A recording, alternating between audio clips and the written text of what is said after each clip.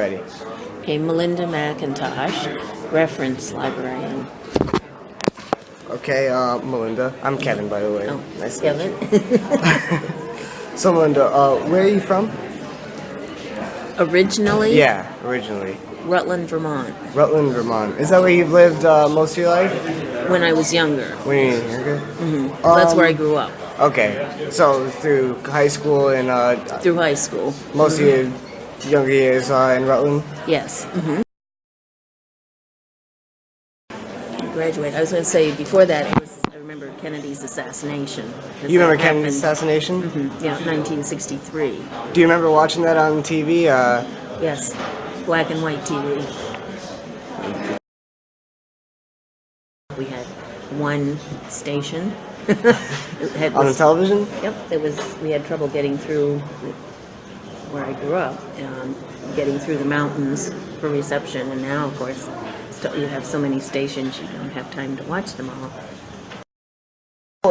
Before computers? Is that... Before computers, Yeah.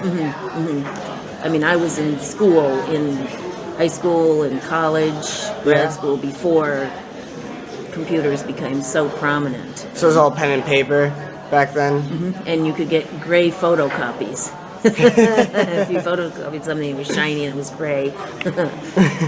So it was more of a so records and everything they're kept on pen and paper, like Yeah. like now, like if I were to look up a book or something or try and get any kind of information, it'd be through pen and paper. Yeah, you'd write it down.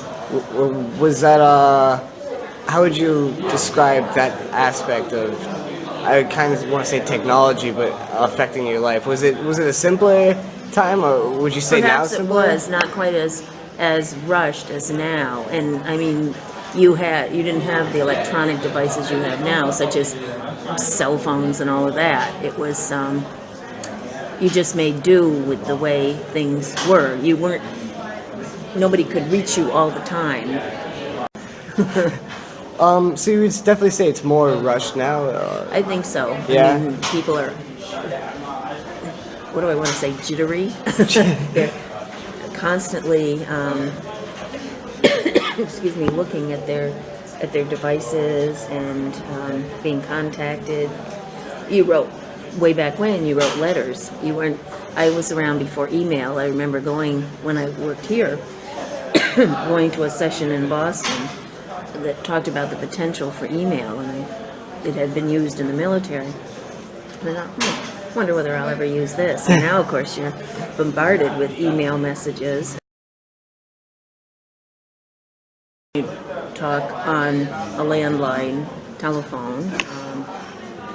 And, of course, where I grew up, you knew a lot of people in town, because it was a rather small city in Vermont, and they knew you.